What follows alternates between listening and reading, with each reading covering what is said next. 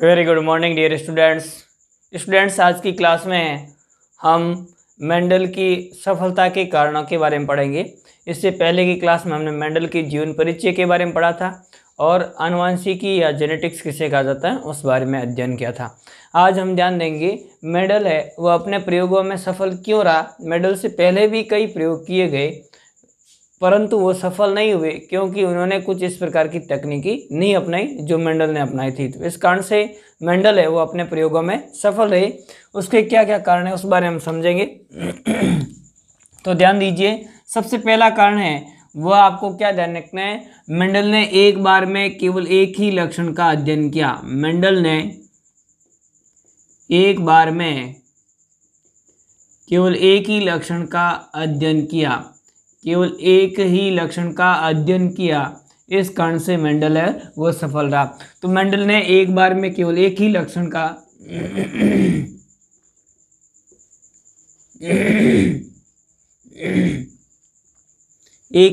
का अध्ययन किया। तो मेंडल ने एक बार में केवल एक ही लक्षण का अध्ययन किया जो कि इनका सफलता का सबसे पहला कारण था। दूसरा आप ध्यान दीजिए, तो मेंडल ने जितने भी प्रयोग किए उन सभी प्रयोगों से प्राप्त जो परिणाम है उनका सांख्यिकी विश्लेषण किया। मेंडल ने अपने संकरण के प्रयोगों का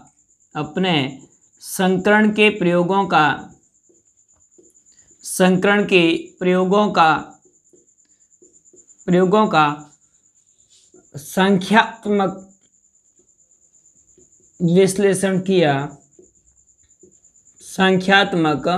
विश्लेषण किया। तो इन्होंने गणितीय संख्यात्मक विश्लेषण किया और उनके परिणाम पर पहुंचे। तो ये भी इनकी सफलता का दूसरा कारण था। वो आपको ध्यान रखना है कि मेंडल ने जो संकरण के प्रयोग मटर के पादप पर किए थे उन सभी संकरण के प्रयोगों का गणितीय संख्यात्मक विश्लेषण किया और गणितीय संख्यात्मक विश्लेषण करके अंतिम परिणाम पर पहुंचे। इस कारण से मेंडल सफल रही है, हमें ध्यान रखना है। तथा आपको ध्यान रखना है तीसरा कारण था वो था पौधों का सावधानीपूर्वक चयन। मेंडल द्वारा पौधों का सावधानीपूर्वक चयन किया गया। इस कारण से भी यह अपने कार्य में सफल रहे। तो ये हमें ध्यान रखना है कि मेंडल के द्वारा पौधों का सावधानीपूर्वक चयन किया गया और चयन करना भी एक सफलता का इनका कारण था। तो ये हमें ध्यान रखना है। मेंडल की सफलता के प्रमुख कारण कौन कौन से थे, तो तीन मुख्य कारण हमें ध्यान रखने हैं। मेंडल ने अपने प्रयोगों में एक बार में केवल एक ही लक्षण का अध्ययन किया जिस कारण से मेंडल सफल रहे। दूसरा कारण, मेंडल ने अपने संकरण के प्रयोगों से प्राप्त परिणामों का संख्यात्मक गणितीय विश्लेषण किया, इस कारण से ये सफल है। तीसरा कारण हमें ध्यान रखना है, मेंडल द्वारा जितने भी पौधे चयन किए गए वो सभी पौधे सावधानीपूर्वक चयन किए गए थे। तो ये हमें तीन कारण ध्यान रखने हैं। अगला ध्यान दीजिए, स्टेप हमें ध्यान रखना है, अध्ययन के लिए कौन सा पादप चुना था, मटर का पादप चुना था। अध्ययन के लिए मटर के पादप का चयन, इन्होंने मटर के पादप का क्यों चयन किया, अध्ययन के लिए मटर के पादप का चयन मेंडल द्वारा अपने अध्ययन में मटर के पादप का चयन किया गया। क्यों किया गया उसका कारण हमें समझना है। तो ध्यान दीजिए, मेंडल द्वारा अपने प्रयोगों में या संकरण के प्रयोगों में मटर के पादप का चयन किया गया, यानी मटर के पादप का चयन क्यों किया, इसका कारण क्या है। तो आप ध्यान दीजिए, ग्रेगर जॉन मेंडल ने अपने प्रयोगों में उद्यान मटर को चयन किया। अपने प्रयोगों में किसको चयन किया, उद्यान मटर, जिसे हम किस नाम से जानते हैं, पाइसम सैटाइवम। जंगली मटर होता है उसे हम लैंथाइरन्स कहते हैं, जबकि इसके अंदर जो उद्यान मटर होता है उसे हम क्या कहते हैं, पाइसम सैटाइवम कहते हैं। तो इस प्रकार से उद्यान मटर पाइसम सैटाइवम को इन्होंने अध्ययन के लिए चुना था। ये पादप चुन करके इन्होंने 7 वर्षों तक इस पर संकरण के प्रयोग किए। यानी इन्होंने संकरण के प्रयोग किए वो कब किया, 1856 से लेकर के 1863 तक 7 वर्षों तक अध्ययन किया था। मटर के पादप पर इन्होंने 7 वर्षों तक अध्ययन किया और उसके बाद में अपने अंतिम परिणाम पर पहुंचे। 1856 से लेकर के और 1863 तक 7 वर्षों तक उन्होंने अपने उद्यान, जो कि चर्च का उद्यान था, उसी उद्यान में इन्होंने लगाया और मटर के पादप को लगा करके और उसके परिणाम प्राप्त किए। अब इनके मटर के पादप के चयन करने से क्या क्या सफलताएं मिली इन्हें, तो सबसे पहला ध्यान दीजिए, ये पादप होता है, ये बगीचे में आसानी से उगाया जा सकता है। तो इन पादपों को यानी आकार छोटा होता है, इस कारण से इन पादपों को बगीचे में आसानी से उगाया जा सकता है। बगीचे में आसानी से उगाया जा सकता है, गमले में भी उगाया जा सकता है क्योंकि छोटा पादप होता है, बगीचे में आसानी से उगाया जा सकता है। तो ये आपको ध्यान रखना है, गमले में या बगीचे में आसानी से उगाया जा सकता है, इस कारण से भी मेंडल है वो अपने कार्यों में सफल रहा।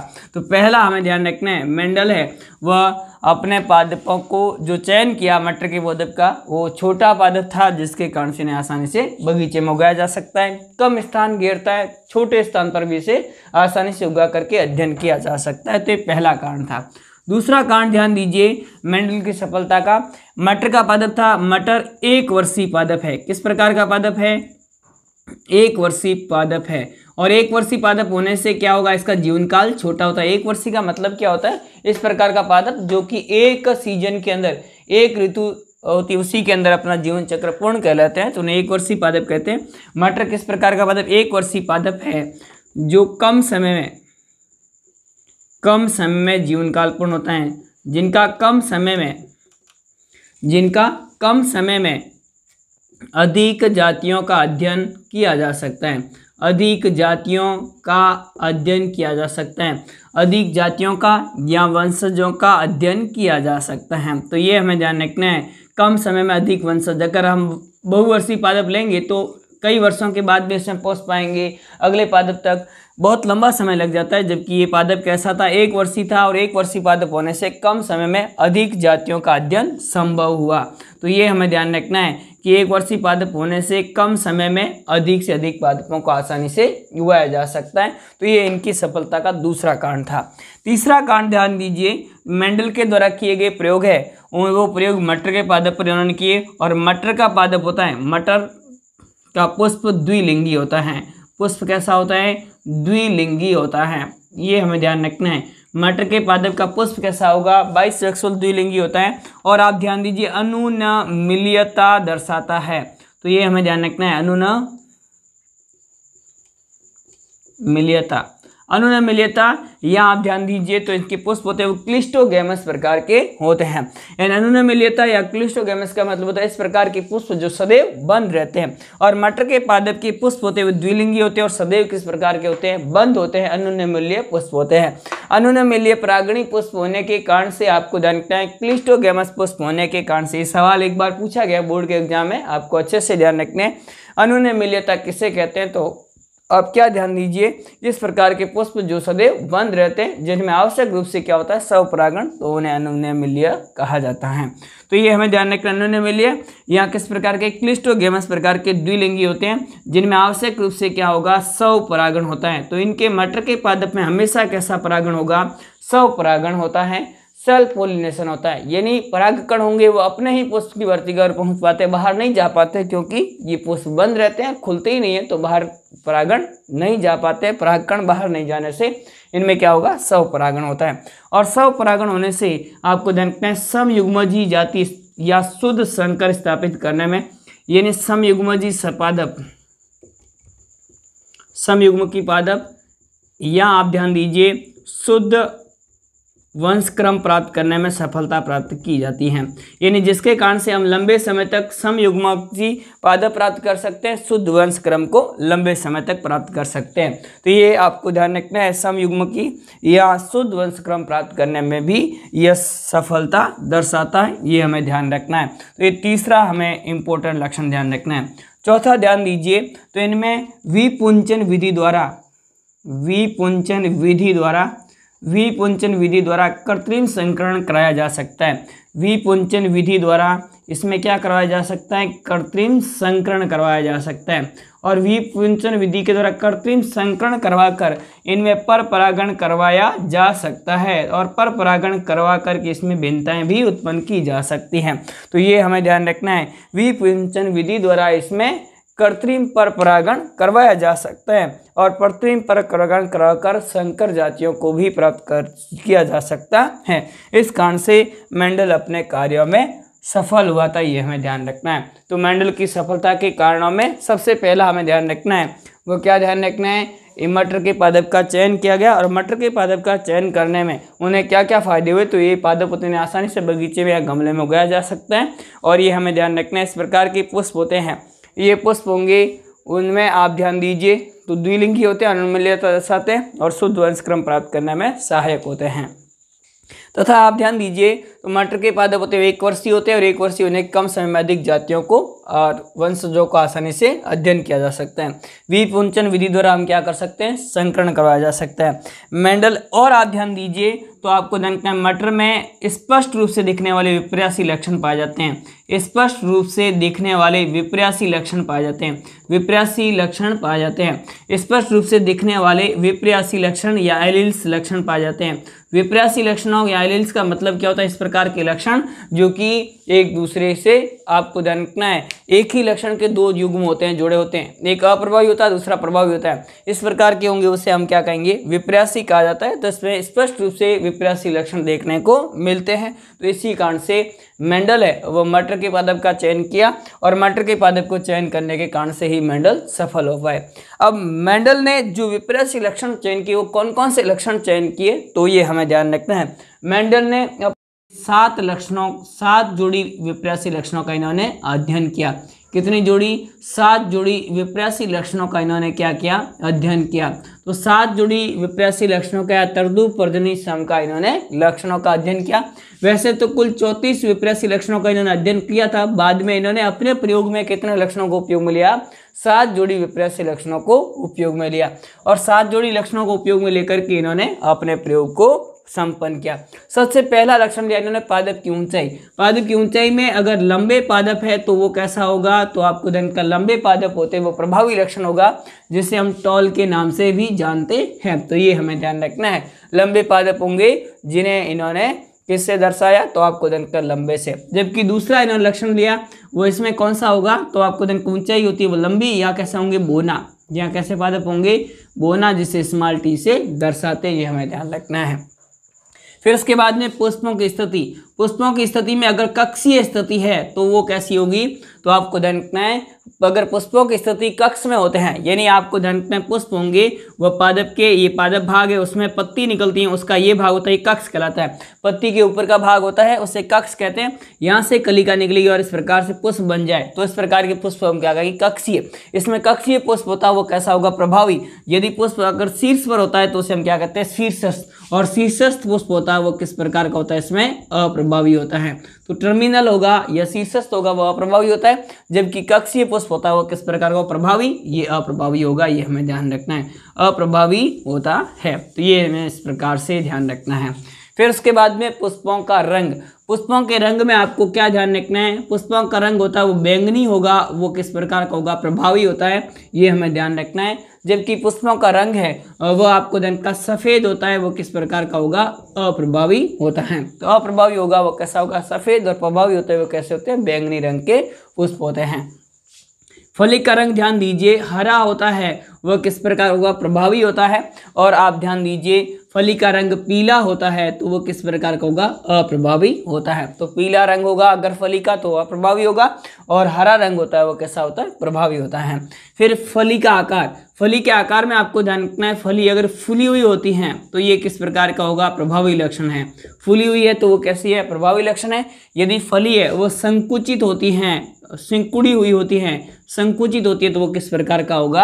अप्रभावी लक्षण होता है। इसी प्रकार से बीज का आकार। बीज का आकार होता है वह गोल होगा, तो ये हमें ध्यान रखना है किस प्रकार का लक्षण है? प्रभावी लक्षण है।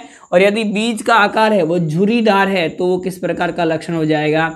यदि बीज का रंग और बीज का जो आकार है वो झुर्रीदार है तो वह अप्रभावी लक्षण है। बीज के रंग के बारे में ध्यान दें तो बीज का रंग यदि पीला है तो प्रभावी लक्षण है और हरा है तो वो किस प्रकार का लक्षण होगा, अप्रभावी लक्षण होता है। इस प्रकार से कुल 7 जोड़ी विपर्यासी लक्षणों को यतृदूप प्रजननी सम को इन्होंने लिया और लेकर के और इनका अध्ययन किया और अध्ययन करके अपने निष्कर्ष तक पहुंचे। तो मेंडल ने कौन से 7 जोड़ी विपर्यासी लक्षणों का चयन किया, तो ये हमें ध्यान रखना है। पादप की ऊंचाई, पुष्पों की स्थिति, पुष्पों का रंग, फली का रंग, फली का आकार, बीज का आकार और बीज का रंग। तो ये इस प्रकार से इन्होंने 7 जोड़ी विपर्यासी लक्षणों को लेकर के और अपने प्रयोग को संपन्न किया। तो ये हमें इस प्रकार से ध्यान रखना है किसके बारे में, मेंडल की सफलता के कारणों के बारे में। अगला हमें ध्यान रखना है मेंडल के अध्ययन की विधि। मेंडल की अध्ययन की विधि, अध्ययन की विधि। मेंडल ने अपने अध्ययन की कौन सी विधि अपनाई, तो ये हमें ध्यान रखना है। मेंडल के अध्ययन की विधि में हमें सबसे पहले ध्यान रखना है कि मेंडल है वह कौन सा पादप चयन किया था। मेंडल ने मटर के पादप को चयन किया। मेंडल ने अपने प्रयोग में कौन से पादप का चयन किया, मटर का। और मटर का पादप होता है वो किस प्रकार का होता है, स्वपरागणी होता है। हमें संकरण करवाना तो क्या करवाना पड़ेगा, पर परागण। ये पादप कैसा होता है, स्वपरागणी होता है। अब स्वपरागणी होने से आपको नाम इसे शुद्ध वंशक्रम के रूप में तो प्राप्त कर सकते हैं। शुद्ध वंशक्रम मतलब हुआ प्योर लाइन, या शुद्ध वंशक्रम मतलब वही जो उसके जनक के समान होते हैं। तो ये हमें ध्यान रखना है, स्वपरागणी होने से शुद्ध वंशक्रम प्राप्त होगा। अब इनको क्या करना है, तो आपको क्या ध्यान रखना है, पर परागण। उसके लिए इन्होंने एक विधि अपनाई, विपुंचन। ये सवाल पूछा जा सकता है, विपुंचन किसे कहते हैं, तो आप क्या ध्यान दीजिए, पुष्प होता है, उस पुष्प में 2 भाग होते हैं। देखो पुष्प में सबसे बाहर की ओर का भाग होता है जिसे हम क्या कहते हैं, तो आपको ध्यान रखना बाह्य दल। बाह्य दल सामान्यतः हरे रंग का होता है। बाद में आप देखते हैं कि पुष्प में जो रंगीन कलर का भाग होता है उसे हम क्या कहते हैं, दल कहते हैं या पंखुड़ियाँ कहते हैं। उसके अंदर आप देखोगे पुष्प को तो उसके अंदर 2 भाग दिखाई देते हैं। एक भाग दिखाई देता है वह बाहर की ओर पार्श्व में लगे हुए रहते हैं जिन्हें हम पुंकेसर कहते हैं। पुंकेसर मिलकर पुमंग का निर्माण करेंगे और पुंकेसरों के बीच में एक संरचना उपस्थित होती है जो कि पालिकावत ऊपर की शीर्ष भाग युक्त होती है। इस संरचना को हम क्या कहते हैं, वर्तिका कहते हैं। और वर्तिकाग्र ऊपर शीर्ष पर होता है और ये पूरा भाग होता है उसे हम जायांग के नाम से जानते हैं। तो अंदर की ओर जायांग होगा, जायांग के बाहर की ओर पुमंग होगा और पुमंग के बाहर दल और बाह्य दल होता है। तो ये हमें इस प्रकार से ध्यान रखना है। उसमें से हम ध्यान दीजिए तो विपुंचन की क्रियाविधि हम क्या करते हैं कि पुष्प होगा उसको कलिका अवस्था में पुष्प के अंदर का जो भाग होता है उसमें से जो पुंकेसर होते हैं उनको हटा देते हैं। तो आप क्या ध्यान दीजिए, पुष्प में कलिका अवस्था में पुंकेसरों को हटा देने की प्रक्रिया को हम क्या कहते हैं, विपुंचन ये कहा जाता है। तो विपुंचन के बारे में हमें ध्यान रखना, ये सवाल इंपॉर्टेंट है, आपको पूछा जा सकता है किसे कहते हैं विपुंचन। तो आप क्या ध्यान दीजिए, पुष्प की कलिका अवस्था में पुष्प के पुमंग या पुंकेसरों को हटा देने की प्रक्रिया को हम क्या कहते हैं, विपुंचन कहा जाता है। अब विपुंचित कर दिया पुष्पों को, तो पुष्पों को विपुंचन करने के बाद में सेकंड स्टेज क्या होती है हमारी, संकरण करवाना। और संकरण करवाने के लिए हम क्या करेंगे, दूसरे पादप के पुंकेसरों का चयन करेंगे। तो दूसरे पादप की पुंकेसरों का चयन करके जिसको हमें अलग जनक के रूप में उपयोग में लेना है, तो उन पादप के पुंकेसरों का चयन करके और उनका छिड़काव है उस वर्तिकाग्र पर हम कर देते हैं। जिस वर्तिकाग्र के पार्श्व के पुंकेसरों को हटाया है उसी वर्तिकाग्र पर हम क्या कर देते हैं, नए पुंकेसरों का छिड़काव कर देते हैं। छिड़काव करने के बाद में इन जो पुष्प होते हैं इन पुष्पों में बाहर के कीटों के द्वारा या पार्श्व के पौधों के द्वारा संकरण नहीं हो जाए, उसे रोकने के लिए हम उस पर थैली लगा देते हैं, उसे थैलीकरण कहते हैं। तो इस प्रकार से थैलीकरण की प्रक्रिया को हम संपन्न कर देते हैं। थैलीकरण की प्रक्रिया संपन्न होने के बाद उस थैली में छोटे छोटे छेद कर देते हैं और छेद करने के बाद में उसमें निषेचन होने की प्रक्रिया को संपन्न होती है। और निषेचन होने के फलस्वरूप हमें संकर जातियां प्राप्त होती हैं और इन संकर जातियों से प्राप्त बीज होते हैं उनसे नए पौधे प्राप्त किए जा सकते हैं जिसमें विभिन्न प्रकार के जो लक्षण होते हैं वो संकर लक्षण या इस प्रकार के उन्नत लक्षणों की किस्मों का विकास किया जाता है। तो उन्नत लक्षणों की किस्मों का विकास करने के लिए इस प्रक्रिया का उपयोग लिया जाता है। तो ये भी हमें ध्यान रखना है। मेंडल के अध्ययन की विधि कौन सी है, तो आप ध्यान दीजिए विपुंचन, विपुंचन के बाद में हम थैलीकरण करते हैं, थैलीकरण के बाद बोरा स्त्रावण और करते हैं। तो ये हमें इस प्रकार से ध्यान रखना है, किसके बारे में, मेंडल के अध्ययन की विधि के बारे में। इस प्रकार से मेंडल की सफलता के कारण और मेंडल के अध्ययन की विधि हमारी कंप्लीट होती है। नेक्स्ट अगली क्लास में हम कुछ शब्दावली जैसे हम प्रभावी पढ़ा, अप्रभावी पढ़ा, समयुग्मजी या विषम युग्मजी क्या होता है इस बारे में डिटेल से अध्ययन करेंगे नेक्स्ट क्लास में। तब तक के लिए धन्यवाद, थैंक यू।